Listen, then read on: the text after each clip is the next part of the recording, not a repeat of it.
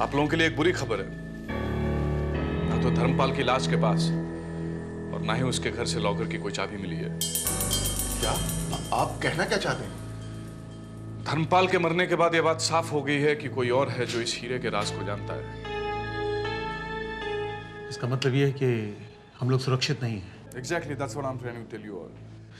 अगर आप लोगों को पुलिस प्रोटेक्शन चाहिए तो मैं नहीं, मुझे नहीं चाहिए पुलिस की मदद। अपनी हिफाजत मैं खुद कर लूंगा। और हमारे पास भी अपनी सिक्योरिटी है। हाँ, एक और बात, जब तक इन्वेस्टिगेशन कंप्लीट नहीं हो जाती आप लोग ये शहर छोड़कर नहीं जा सकते। लेकिन वो कौन हो सकता है जिसने धर्मपाल की हत्या की हो? बहुत से लोग हो सकते हैं। वो खराब कैरेक्टर का इंसान था, उसके कई दुश्मन हो सकते हैं। उसने जयंत की वाइफ शोभा को अपने फ्लैट पर ले जाकर रेप करने की कोशिश की। ये तो पता नहीं कि इस बात में कहां तक की सच्चाई है, लेकिन इसने जो भी हरकत की वो काफी नीच थी और जयंत के कहने पर ही हमने इसे अपना पार्टनर बनाया था इस डील में। आप लोग जानना चाहेंगे धर्मपाल की हत्या कैसे हुई? जी, certainly we would like to know that. आइए मेरे साथ।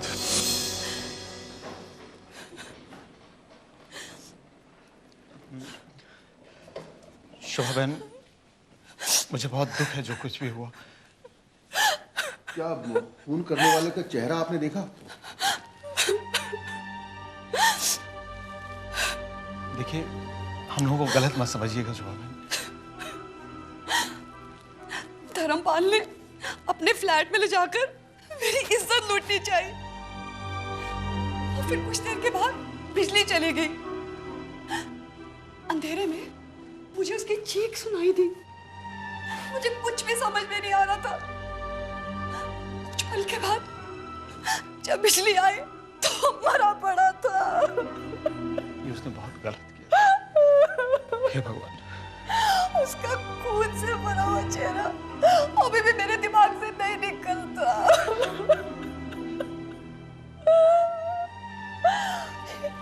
एक विधवा के लिए इस जीवन में अकेले रहना बहुत मुश्किल है।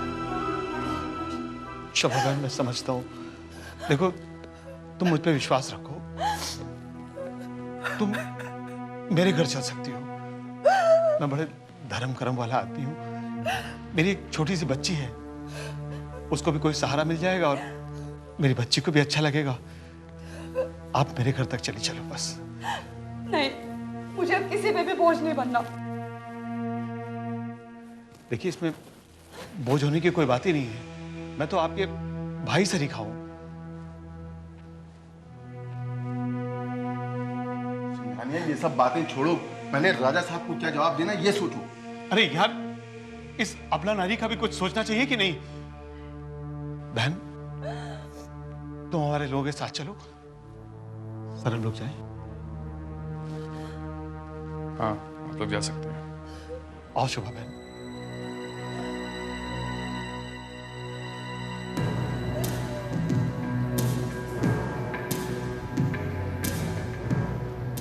धर्मपाल को मारने वाले कई हो सकते हैं।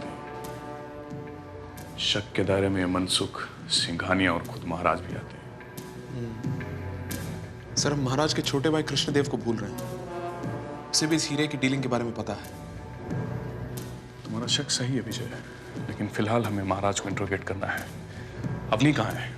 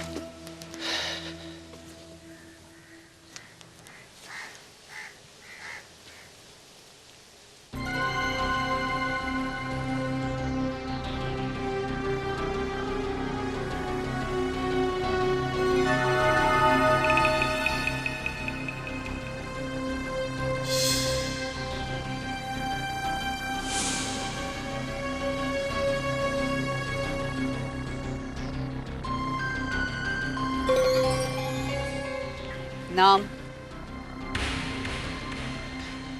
बाबू भाई, चंदू शेख के ग्रुप का शूटर। कहाँ रहता है? मोनिका बार, मलाड में। और कोई खास बात?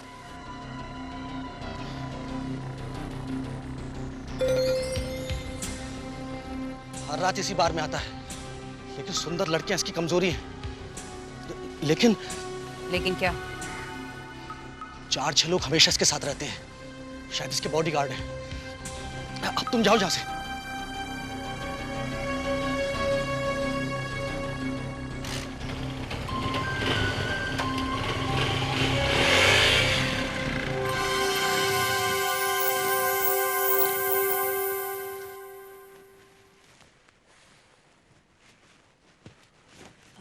जी कहिए।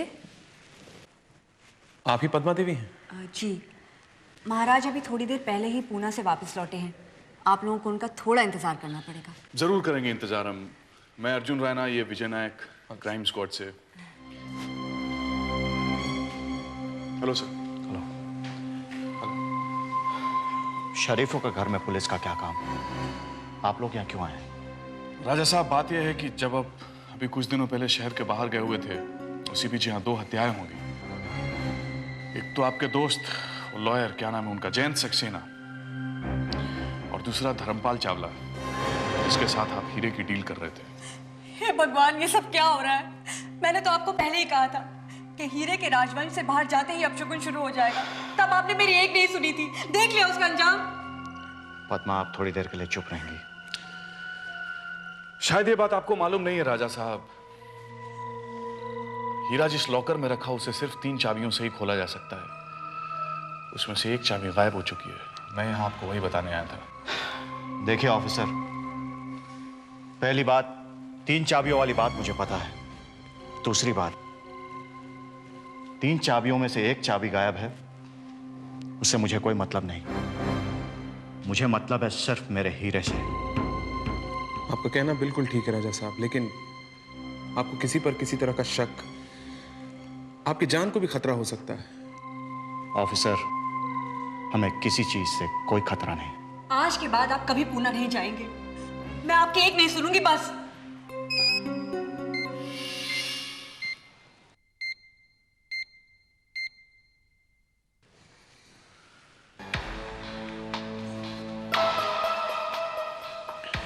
ठीक है राजा साहब, अभी हम चलते हैं। हो सकता है आपको फिर से तकलीफ देने आए। Thank you very much. Thank you. Thank you sir. Krishnadev कहाँ है? क्यों, क्या हुआ? ये सब कारनामे तुम्हारे लाले तेवर के हैं। हमारी इज्जत डुबाकर ही उसे चैन मिलेगा। ये आप कैसी बातें कर रहे हैं? आप हमेशा उन पर बिना किसी वजह। देखो पद्मा, मैं तुम्हारे साथ बहस नहीं करना चाहता। कृष्णदेव इस वक्त कहाँ है? वो शायद फार्म हाउस पर हूँ।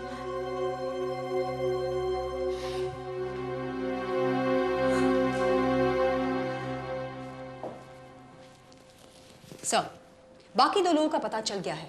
एक राशिद, जो जेल की सजा काट रहा है, और दूसरा जो अभी अभी जेल से छूटा है। किस गैंग के लिए काम करते हैं वो लोग? चंदू शेख। हर रात मोनिका बार मलाड में आता है। खूबसूरत लड़कियां उसकी कमजोरी है। हाँ, तो प्रॉब्लम क्या है? आज रात को चलते हैं और उसे पकड़ लेते हैं। हाँ, उसे पकड़ा तो जा सकता है, लेकिन इस बार उसे पकड़ने के लिए दूसरा तरीका अपनाना पड़ सकता है। मेरे पास एक प्लान है। मैं डांसर बनकर उस क्लब में जाऊंगी और उसे उलझाकर उसके बॉडीगार्ड से दूर ऐसी जगह ले जाऊंगी जहां हम उसे अरेस्ट कर सकें। बॉडीगार्ड्स? हाँ, खबरी ने यह भी कहा है कि 2-4 बॉडीगार्ड्स हमेशा उसके आसपास मंडराते रहते हैं। आइडिया तो बुरा नहीं है, लेकिन वो इलाका बहुत खतरनाक है।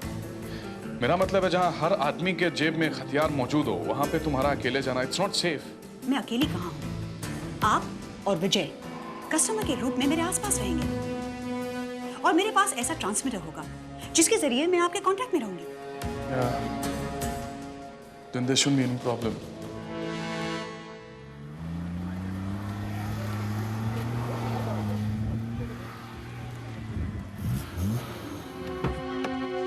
नमस्कार।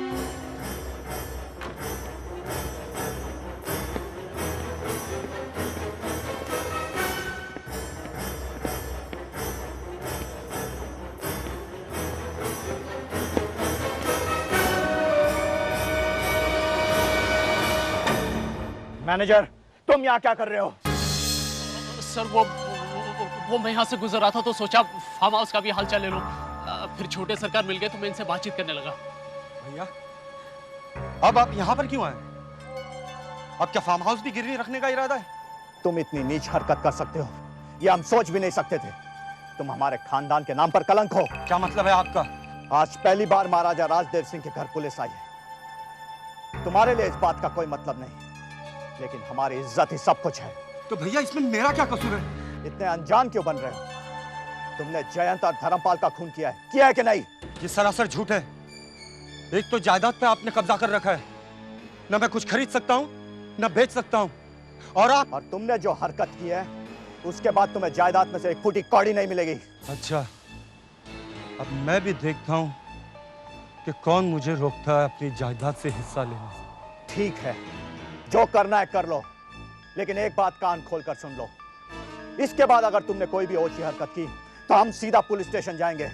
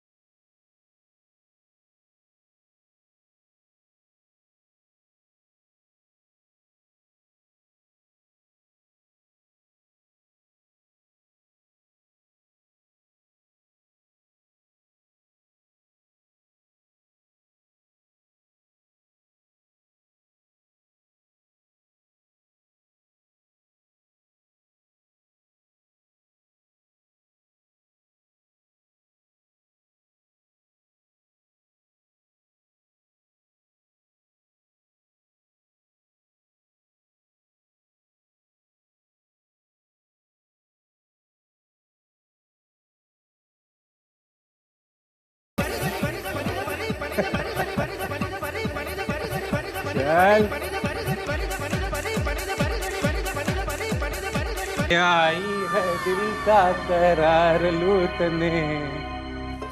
क्यों रे, कौन है तू? कहाँ से आई है तू? बहुत नखरे दिखा रही है तू, हैं? तू कुछ भी मांग ले, अरे कुछ भी मांग ले, यहाँ पे तो अपन का राज चलता है, बाबा भाई का राज। बोल क्या चाहिए? कुछ मंगाना पीने को? पीने को? मैनेजर बाबा भाई, वही अपना हमेशा का माल भेज दें और कुछ खाने के लिए भी भेज दें, बहुत भूख लगी है उनको।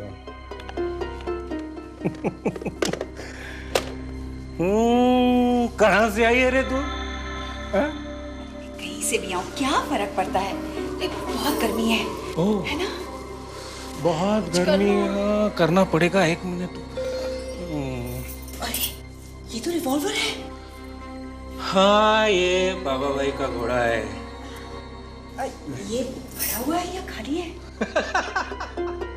पागल हो गई क्या तू? बाबा भाई का रिवॉल्वर हमेशा भरा हुआ रहता है। ले देख।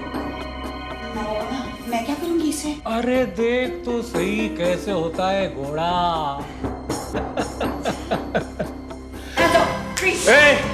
ये कौन है? ये कौन है? तेरा बाप। तुम लोग जानते नहीं बाबू भाई को?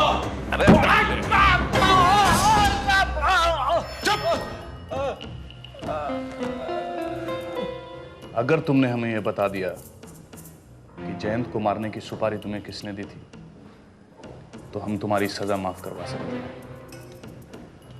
लेकिन अगर तुम चुप रहे तो तुम्हें इनकाउंटर में मारना पड़ेगा। हाँ, मुझे भी यही लगता है सर, क्योंकि लातों के भूत बातों से नहीं मानते। अम्मी, शिंदे को बोलो इनकाउंटर की तैयारी करे। लोखंड वाला रोड के पीछे इस बार।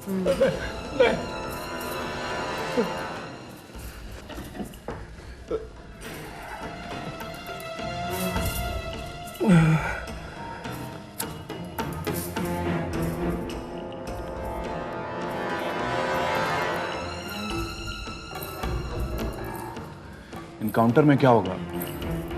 तुम्हें किसी सुनसान रास्ते पर ले जाया जाएगा, फिर तुमसे भागने को कहा जाएगा। तुम भागने की कोशिश करोगे, तुम्हारे टांग में गोली मार दी जाएगी। उससे तुम मरोगे नहीं, हाँ तुम्हें दर्द होगा। फिर दूसरी गोली मारी जाएगी, फिर तीसरी, तुम मर जाओगे। लेकिन उसके बाद तुम्हारे बीवी बच्चों का क्या होगा? नासिक में रहते हैं ना, बच्चियां छोटी हैं, क्या करेंगे वो? भीख मांगेंगी। और तुम्हारी बीवी जवान है बेचारी, 10 लोग उसे गलत निगाह से देखेंगे, उसे कुछ भी करना पड़ सकता है। और इन सब की वजह सिर्फ तुम होगे। सिर्फ तुम अपना मुंह खोल दो, सब कुछ सही हो जाएगा। समझ रहे हो मैं क्या कह रहा हूं? बताओ, किसने दी थी सुपारी? बताता हूँ साहब, सब कुछ बताता हूँ। जयंत के एनकाउंटर की सुपारी मैंने ली थी साहब, मैंने। वाशी का बिल्डर है साहब, बाबला सेठ, उसने सुपारी दी थी मुझे। बाबला सेठ?